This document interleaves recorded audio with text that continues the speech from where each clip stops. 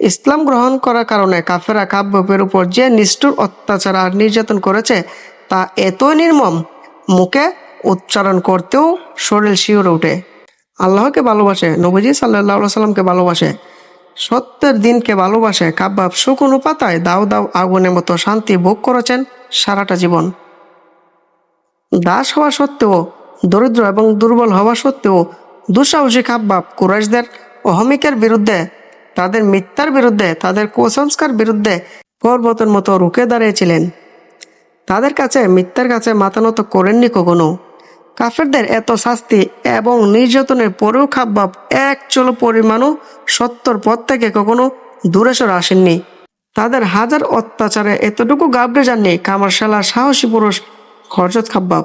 আমরা এখানে শেষ করছি খাব্বাবের সংক্ষিপ্ত জীবনে। ভালো লাগলে অবশ্যই লাইক, সাবস্ক্রাইব করবেন এবং আমাদের সাথে থাকবেন।